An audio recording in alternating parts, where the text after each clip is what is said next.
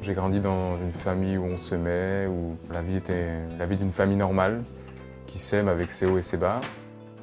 Bon, à l'adolescence, j'étais quand même un enfant assez révolté, souvent en contradiction avec tout ce qui l'entourait, donc souvent en contradiction avec l'autorité.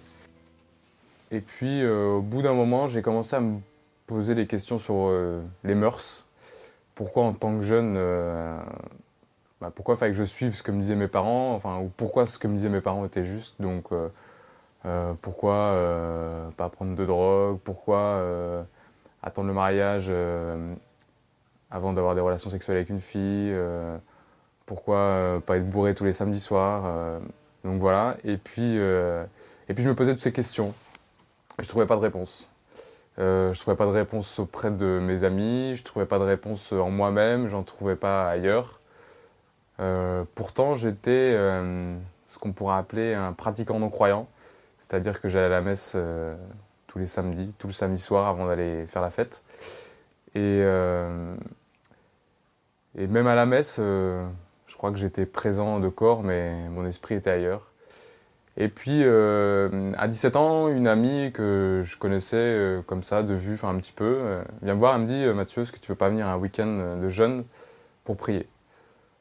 Et là, bon, je me suis dit pourquoi pas. Et puis, quand je suis arrivé là-bas, j'ai entendu le prêtre parler, et justement, c'était pour les jeunes, il parlait pour les jeunes.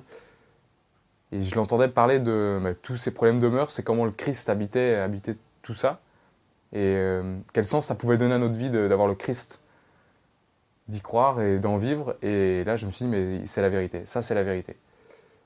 Et donc, je me suis d'abord dit ça c'est la vérité, et je me suis pas dit, je veux le suivre, mais je me suis dit, ça c'est la vérité, je l'ai reconnu. Et puis, l'été a passé, et au mois de septembre, la même amie me dit, mais Mathieu, on a un autre week-end, est-ce que tu veux venir? Et je lui dis, oui, pourquoi pas, allons-y. Et là, pour le coup, je crois que j'étais plus en attente de quelque chose de concret de la part du Seigneur. Et le dimanche matin, avant l'Eucharistie, on a eu un petit enseignement et un petit temps de prière avant l'Eucharistie. Et là, j'ai été, comment dire, foudroyé par la grâce. Tout d'un coup, j'ai été saisi par l'amour de Dieu, avec une parole dans mon cœur, une certitude, c'est moi, Jésus le Christ, et je t'aime, je suis avec toi. Cette parole que pour toute ma vie je pourrais jamais renier, c'est que le Christ m'aime, et qu'il me laissera jamais tomber, qu'il est là avec moi et qu'il m'aime. C'était surtout ça la révélation, c'est moi le Christ qui t'aime. Et à partir de là, le Christ est rentré dans ma vie, et à partir de ce jour, j'ai vécu 2 mois, les pieds sur terre et la tête dans les cieux, dans le ciel. 2 mois où j'allais en cours, où j'avais ma vie normale, ma vie de famille, j'habitais encore chez mes parents, c'était le ciel, quoi. Tous les jours, c'était le ciel. Tous les jours, je prenais mon vélo, j'allais en cours, je chantais, je louais Dieu, et pourtant je connaissais pas beaucoup de chants de louange à l'époque. Et je louais Dieu, je bénissais Dieu, et j'étais tout le temps habité par cet amour. Après les 2 mois, les effets se sont estompés, mais Dieu était toujours là. Et puis là commence le chemin de la foi. Commence le chemin de la foi, et commence le chemin de la prière authentique où on passe du temps avec notre bien-aimé. Et puis, je me suis engagé dans un groupe de prière, donc Plénitude, et où j'ai trouvé un lieu où je pouvais vivre ma foi en cohérence avec le Christ que j'avais rencontré.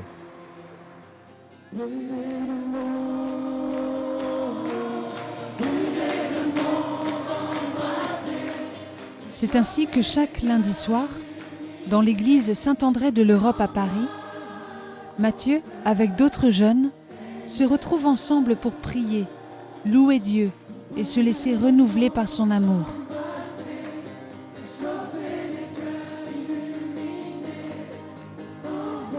Ce mois-ci, Net for God vous emmène en France, auprès de jeunes comme Mathieu, dont la vie a été bouleversée par la rencontre du Christ ressuscité. Il témoigne et nous invite à vivre du souffle vivifiant du Saint-Esprit. Notre but ici à Plénitude, c'est de faire aimer le Seigneur. On est là pour vivre le feu du Saint-Esprit, pour nous laisser renouveler par l'amour de Dieu, pour vivre de ses dons, de vivre de la plénitude de son amour. Comme saint Paul nous dit dans Éphésiens 5, verset 18, il nous dit « Ne cherchez pas ailleurs que dans le Saint-Esprit votre plénitude ».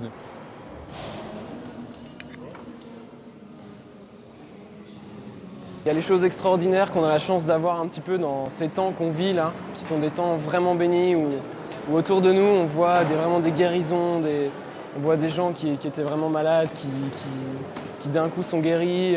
On avait encore la semaine dernière le témoignage d'une personne qui n'entendait plus d'une oreille et qui maintenant entend. Dire le Seigneur, ce qu'il faisait il y a 2000 ans, on voit qu'il le fait aujourd'hui encore concrètement. Et il n'y a pas que dans les miracles, il y a aussi dans le quotidien de nos existences, dans tout ce qu'on vit chaque jour, on voit la manifestation du Seigneur, quoi. Que Dieu est là et qui dirige nos vies.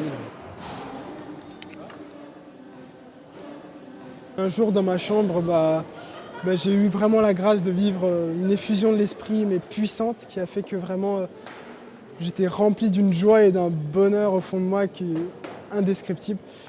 Et à partir de ce jour-là, j'ai vraiment compris que le Seigneur m'aimait et que mon cœur était pleinement en lui, que mon cœur était plein qu'en étant en lui. Et donc voilà, après j'ai découvert un peu ce groupe Plénitude, et ça correspondait un peu à ce que mon cœur avait reçu.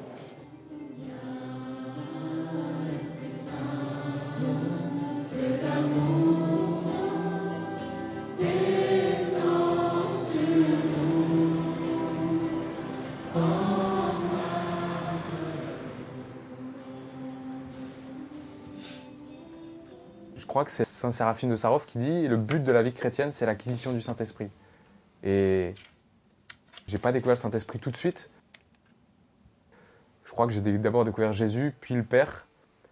Et puis en dernier, à la toute fin, j'ai découvert que c'était le Saint-Esprit qui était le moteur de tout ça dans ma vie.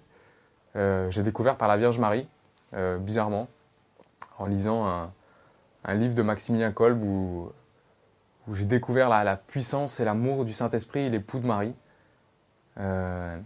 Et puis je crois que depuis la lecture de ce bouquin, c'était il y a 1 an, c'était l'été dernier, donc voilà, conversion qui se finit pas. Et Dieu finit pas de convertir le pécheur que je suis. Et la lecture de ce bouquin, ça a changé complètement ma vie spirituelle. Je crois que je suis tombé amoureux du Saint-Esprit, grâce à Marie, grâce à Maximilien Kolb qui m'a éclairé par ses écrits. Et puis à partir de ce moment-là, on commence à goûter la joie de vivre avec le Saint-Esprit. Pas seulement dans la prière, par exemple à Plénitude, mais de tous les jours, dans notre prière quotidienne, d'abord l'appeler, qu'il soit le maître intérieur de nos vies, et puis qu'il stimule notre vie de charité, notre vie de foi, notre vie d'espérance, et ce qui fait que ça change notre regard sur les autres. Dans nos relations avec les autres, ça change tout.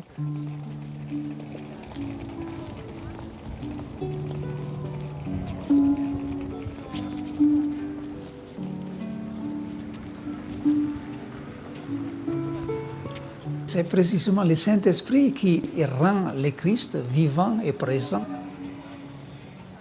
Autrement, le Christ devient une thèse théologique, une doctrine, un ensemble de dogmes. Pour moi, ça a été le grand changement à propos du Christ. J'étudiais Christologie, c'était ma spécialisation. J'avais fait même ma thèse de doctorat en théologie sur la Christologie de Tertullien. Et puis, après le baptême dans l'Esprit, je me suis aperçu qu'il y avait notre Jésus à connaître, un Jésus ressuscité, vivant, qui se tient là et qui opère précisément dans son esprit. Parce que l'Esprit Saint, pour nous, après la rédemption, c'est l'Esprit du Christ. C'est le souffle du Christ sur l'Église. Qui est-ce qui peut se passer de ce souffle du Seigneur?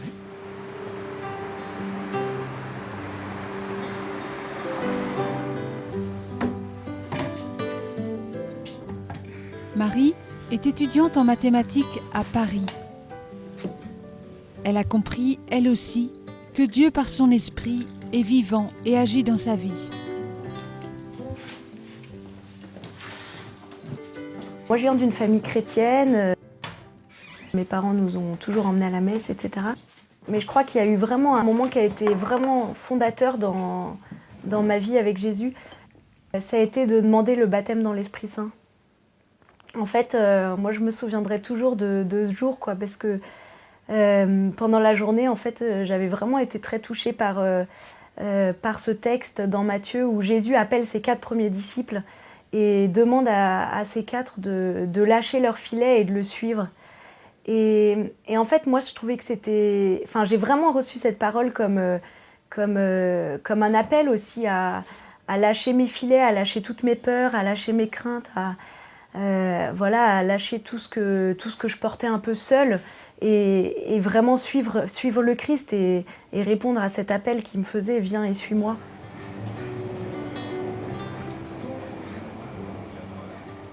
C'est ainsi que pour répondre à cet appel du Christ, Marie est partie 1 an au Tchad pour vivre avec la communauté du Chemin Neuf en mission auprès des enfants et des jeunes du village de Koujérico pour leur apprendre notamment le français.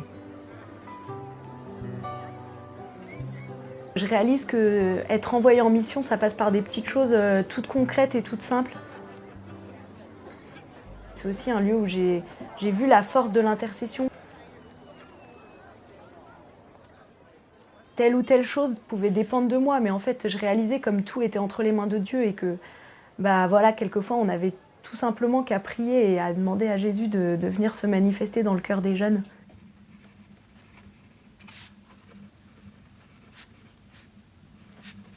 Aujourd'hui, Marie continue de vivre sa foi dans le quotidien de ses études.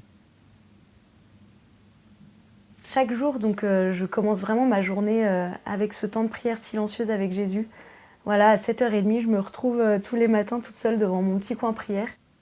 Et je prends vraiment cette demi-heure de cœur à cœur avec Jésus.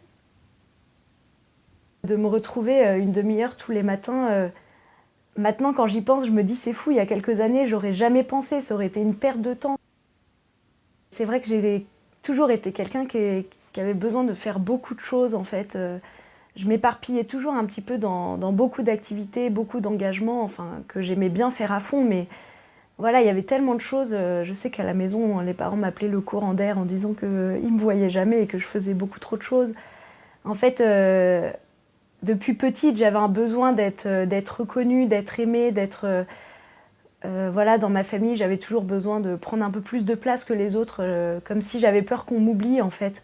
Et je crois que dans toutes ces activités ou ces engagements que je prenais, c'était aussi un besoin d'être reconnue et d'être aimée. Et en fait, petit à petit, vraiment, Jésus est venu me montrer que finalement, tout ce que je pouvais faire, ça n'avait pas vraiment d'importance si je ne demeurais pas en lui. Et c'est un peu ce que dit ce passage dans l'évangile de Jean, « Demeurez en moi comme moi en vous ». Et alors là, vous pourrez porter du fruit. Et petit à petit, j'ai compris que ce temps de prière, c'était pas un temps de perte, parce que c'est un lieu aussi où je sens que Jésus me montre qu'il m'aime et que finalement, j'ai pas besoin de tout ce besoin de reconnaissance, que j'ai un trésor dans mon cœur qui est plus grand que tout ça finalement.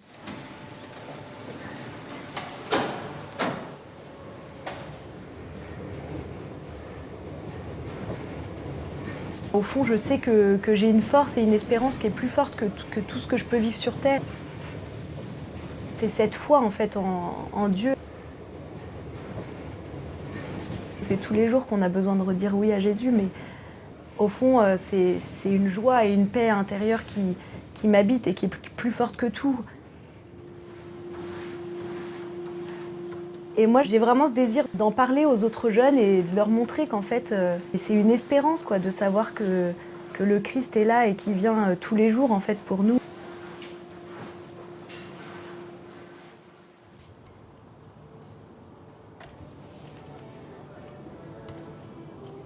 C'est ainsi que pour partager cette espérance que lui donne le Christ, Marie est partie en mission pour animer avec la communauté du Chemin Neuf une retraite spirituelle de 5 jours, appelée Jéricho.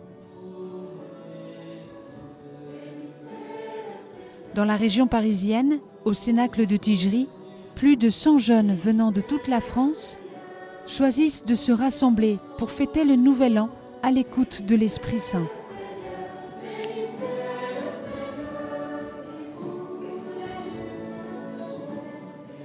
Je suis arrivée à la retraite en disant « Bon Seigneur, j'ai une question. Je vais passer des concours et je ne sais pas lequel choisir. » Et donc je lui ai dit « Avant samedi, il faudra que tu me répondes. » Et le Seigneur, il ne m'a pas du tout répondu sur cette question-là. Par contre, il est venu me rejoindre sur les souffrances que j'avais, notamment la relation avec ma famille qui est très, très compliquée. Puisque voilà, il rejette tout ce qui est catholique, tout ce qui est religion. Donc je suis une mouton noire. Et j'ai 27 ans et jamais je suis allée chez mes parents leur dire je t'aime. Et on a reçu le texte de l'enfant prodigue mardi, je crois, à l'évangile. Et là, un flash, une image. Le Seigneur est venu me parler en me disant cet enfant qui est parti de la maison et qui a fait toutes les bêtises et qui aujourd'hui revient, c'est toi. Il faut que tu rentres à la maison aujourd'hui. Va, je suis avec toi. Va rentrer à la maison et ouvre ton cœur et ouvre ta bouche et va dire à tes parents que tu les aimes. Voilà. Donc à partir de ce moment-là, quand il m'a envoyé ce texte, quand il m'a donné cette image, j'ai été libérée. Une vraie liberté, voilà, de l'amour. Je déborde d'amour depuis mardi parce qu'il m'a dit va leur dire que tu les aimes, tu es capable d'aimer et tu es aimable. Oh, voilà.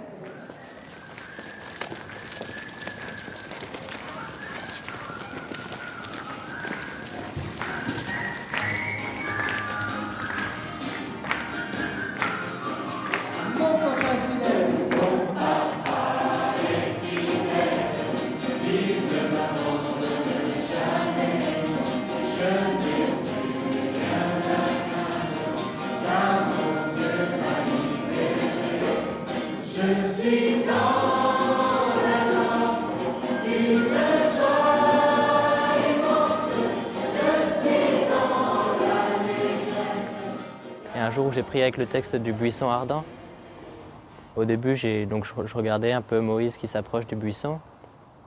Et en fait il y a quelque chose de très étrange qui est venu dans ma tête, c'est que je me suis identifié non pas à Moïse mais au buisson en fait lui-même, au buisson ardent. Et j'entendais que comme pour le buisson il y avait Dieu qui parlait à l'intérieur de moi. Et j'avais cette certitude en fait, en regardant le buisson ardent, que Dieu simplement habitait à l'intérieur de moi, qui pouvait me parler de l'intérieur. Et en même temps, je sentais que je pouvais aussi être embrasé comme le buisson, que je pouvais être illuminé un peu, être transformé aussi de l'extérieur et pas simplement de l'intérieur.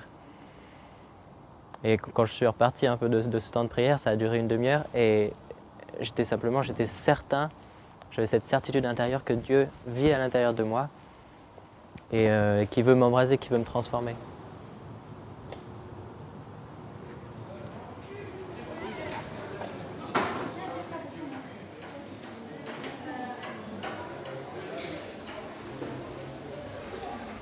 Dieu me guide, même en cuisine. À la fin de la journée, on s'est dit, mais on avait presque rien au début. Mais à la fin, on a fini de faire des plats pour 200 personnes et ça s'est passé tellement facilement. J'ai fait vraiment cette rencontre avec le Seigneur qui m'a permis de donner mon temps, d'être disponible à tous ces jeunes qui sont là et pour leur permettre aussi de rencontrer le Seigneur un jour dans leur vie.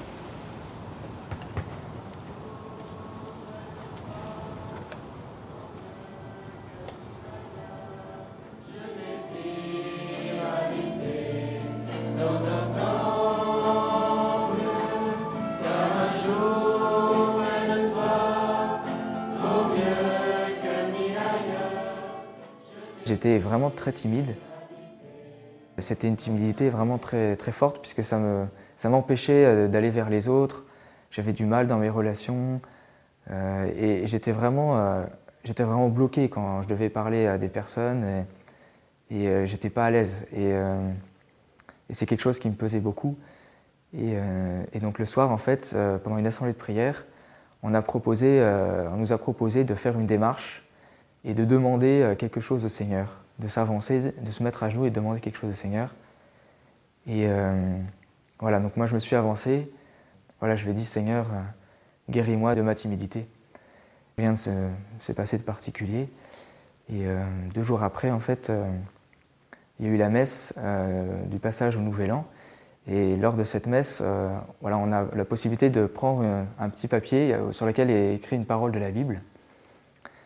Et donc moi, en m'avançant un peu, peut-être pour défier le Seigneur, pour être sûr que cette parole était pour moi, je me souviens, j'ai pris le petit papier qui était au fond de la corbeille. Et voilà, donc je vais m'asseoir, j'ouvre ce papier, et là je lis « Fortifie-toi et agis ». Et cette parole, en fait, elle est allée droit dans mon cœur. Et je me suis mis à pleurer tout d'un coup, à fondre en larmes. Et en fait, c'était quelque chose de merveilleux parce que tout d'un coup, j'ai tout compris sur le Seigneur. Et c'est vraiment le Seigneur qui s'est révélé à moi. Et en fait, j'ai compris que le Seigneur était mon Père et qu'il m'aimait et qu'il me connaissait. Et j'étais comme enveloppé d'un manteau d'amour, c'était presque physique.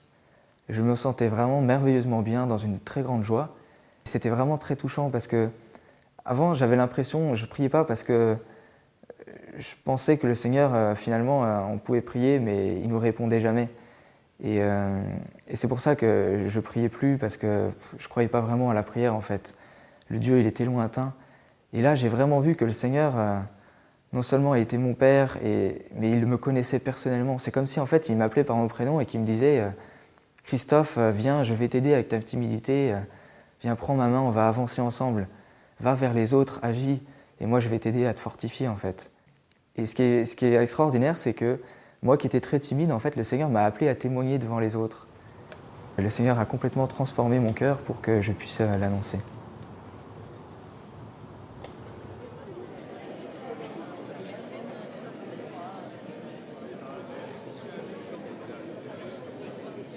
J'ai retenu une chose de la retraite, c'est une phrase de Saint Séraphin.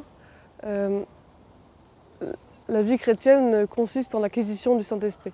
Donc c'est pour ça que j'ai demandé le baptême dans l'Esprit Saint à la fin de la retraite. Et pour moi, c'est une démarche importante parce qu'on donne sa vie au Christ. En fait, moi, quand j'avais 12 ans, j'ai déjà donné ma vie à Dieu, mais parce que j'ai considéré que Dieu était le plus important dans ma vie. Et en fait, là, hier soir, ça m'a permis un peu d'officialiser cette offrande. Et j'ai aussi demandé au Christ donc, de me donner son Esprit Saint pour toute ma vie.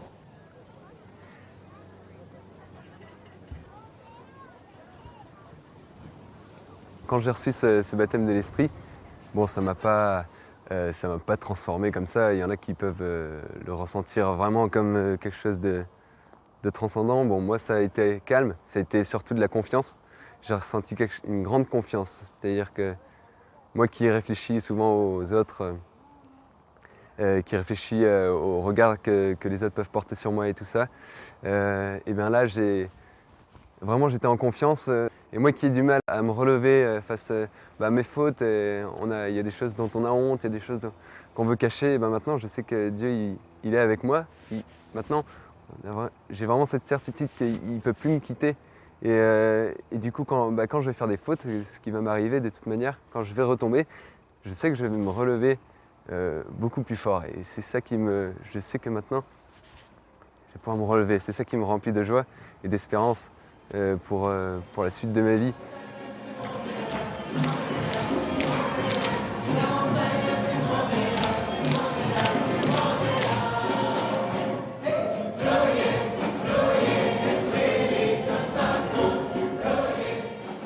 Pour ce mois, nous pouvons prier pour les jeunes, afin qu'ils puissent faire cette rencontre personnelle avec le Christ.